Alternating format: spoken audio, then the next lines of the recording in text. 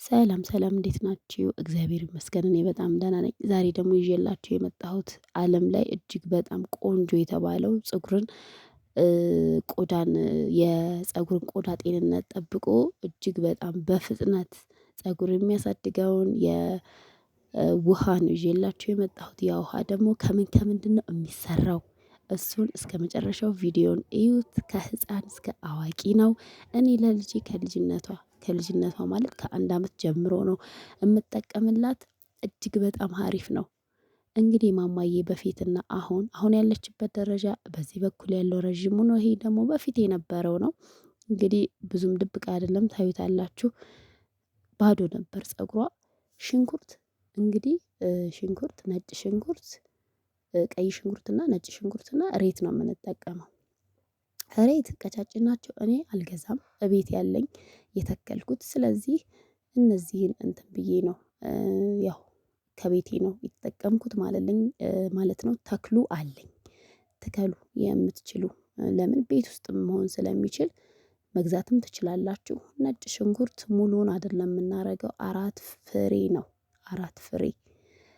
የፀጉር ቆዳ ጤንነት ካልተጠበቀ ምንም አይነት ቅባት፣ ምንም አይነት የፀጉር ማስክ ብትጠቀሙ እንትን አይልም፣ ፀጉራችሁ አይቀየርም ማለት ነው። ስለዚህ ይሄ ደግሞ 2 ጥቅም ነው ያለው። እጅግ በጣም ቀይ ሽንኩርት ፀጉር እንደሚያሳድግ ታውቃላችሁ አይደለ? መቼስ ይሄንን የማያውቅ የለም። የፀጉር ቆዳን ጤንነት እየጠበቀ አንቲ ባክቴሪያ ነው፣ አንቲ ፈንገስ ነው። ስለዚህ የፀጉር እድገቱን የሚያግትብንን ይሄ ጎጂ ባክቴሪያዎችን እያስወገደ የፀጉራችንን ቆዳ ከብዙ ነገር እየጠበቀ ፀጉራችንን እድገቱን ከምታስቡት በላይ ነው። በተከታታይ ከተጠቀማችሁ የምታዩበት ማለት ነው። ስለዚህ የምናደርገው ግብአቶች 3ቱን ነው ማለት ነው። ስለዚህ አጥቤ ነው ያቀረብኩት። በትናንሹ ትከትፉታላችሁ ማለት ነው። ስለዚህ ዛሬ ሰርታችሁ ካልተመቻችሁ ነገ ከነገ ወዲያ መቀባት ትችላላችሁ። ችግር የለውም። ዛሬ ሰርታችሁ ማለት ነው። አንዳንዴ ደግሞ ወዲያው ሰርታችሁ ወዲያው ላይመቻችሁ ይችላል። ነገ መቀባት ካሰባችሁ ዛሬ ሰርታችሁ ቁጭ ማድረግ ትችላላችሁ።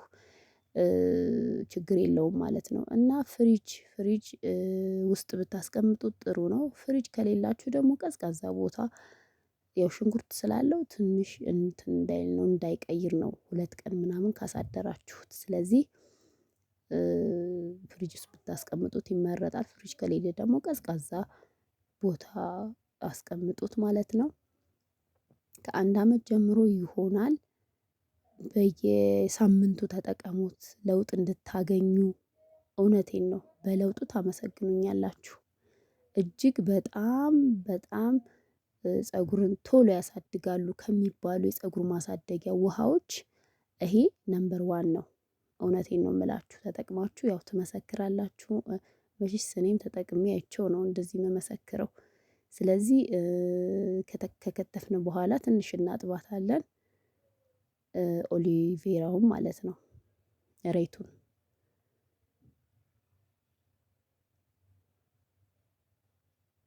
ስለዚህ በወር 4 ጊዜ ተጠቀሙ፣ በየሳምንቱ ማለት ነው።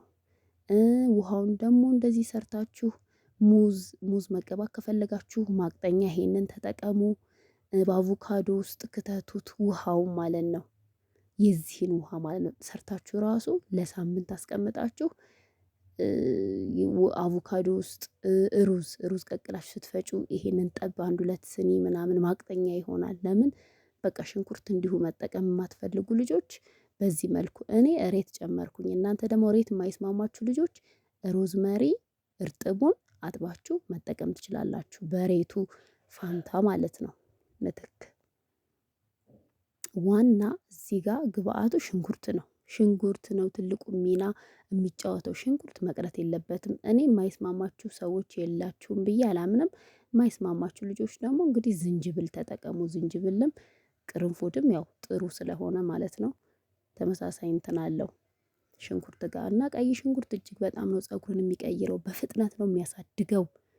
ያው ሽታውን ስለምንጠላ ነው ብዙዎቻችን ከኔ ጀምሮ እንጂ ሽንኩርትን በተደጋጋሚ ብትጠቀሙ ሽንኩርት አብሽ በስመ አብ ፀጉርሽ እንዴት እንደሚቀየር። ስለዚህ በትክክል የገለጽኩ ይመስለኛል። በወር 4 ጊዜ ከመታጠባችሁ በፊት ታጥባችሁ አላልኩም፣ ከመታጠባችሁ በፊት ከዛ ከተፍኩኝ። እንደምታዩት ትንሽ ውሃ ጨመርኩኝ።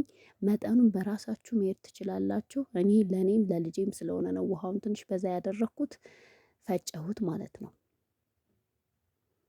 ከዛ ከመታጠባችሁ በፊት ልትታጠቡ ስትሉ ፀጉራችሁን በደንብ አርጋችሁ ተቀብታችሁ ይሄንን 30-40 ደቂቃ አቆይታችሁ ታጠቡት።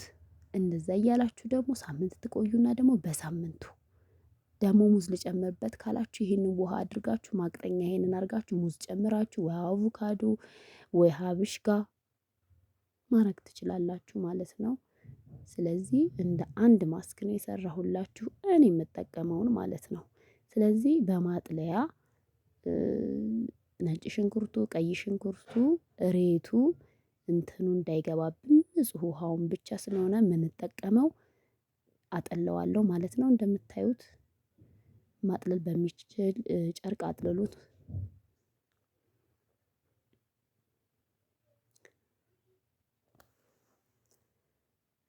ስለዚህ እንደዚህ ያርጋችሁ ራሱ ከተረፋችሁ እንዳትደፉት፣ ውሃው ማለት ነው። አያችሁት? ይሄን ለማውጣት ነው እንግዲህ ያጠለልነው።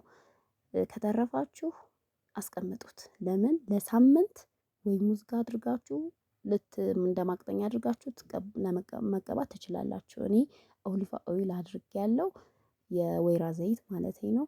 እናንተ ያላችሁን ፈሳሽ ቅባት ያላችሁ ዜኒትም ቢሆን አልመንድ ኦይል ቢሆን ኮኮናት ያላችሁን ማድረግ ትችላላችሁ። እኔ ያለኝን የተጠቀምኩት በደንብ ነው ቅባት የጨመርኩበት። ለኔም ለልጄም ነው፣ ብዙ ነው።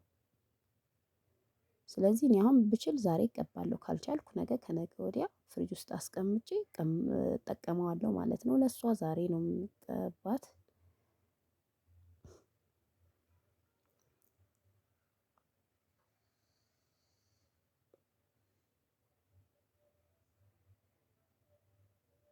እየቆየ ግሪን ይሆናል፣ እየቆየ ማለት ነው። አሁን ምናልባት ብራውን ነው መሰለኝ ከለሩ፣ ግን እየቆየ አረንጓዴ ነው የሚሆነው። ከለሩ ያን ያክል አያስጨንቀንም። ያው እንትን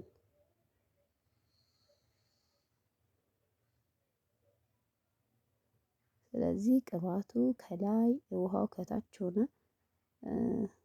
ትንሽ መታ መታ አድርጉት ስትቀቡ ማለት ነው። እኔ ግን ፍስስ እያደረኩ ይሻለኛል፣ እንደዛ ነው የምጠቀመው። አሁን አያችሁት እንዴት ግሪን እንደሚሆን ሲቆይ።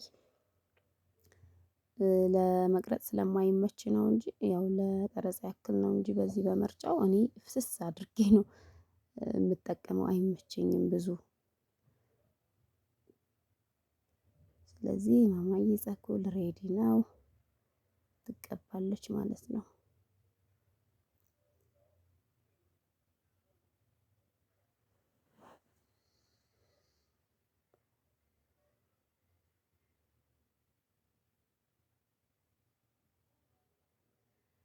ስትቀቡ ምንም ነገር ሁሌ እኔ እንኳን ብረሳው ያው ታውቃላችሁ፣ እኔ ብዙ ጊዜ እነግራችኋለሁ። ምንም ነገር ስትቀቡ ቅባትም ሆነ የፀጉር ማስክ እጅግ በጣም ማሳጅ አድርጉ። ማሳጅ ካላደረጋችሁ መቀባቱ ከንቱ ነው ማለት ነው። ምንም እንትን አይልም። እና እንደዚህ ግልብጥ አድርጌ ነው መቀባት እንዴ! ምን ነው። ስለዚህ እንደዚህ ቀብታችሁ 40 ደቂቃ ካቆያችሁ በኋላ ታጠቡት። ቻው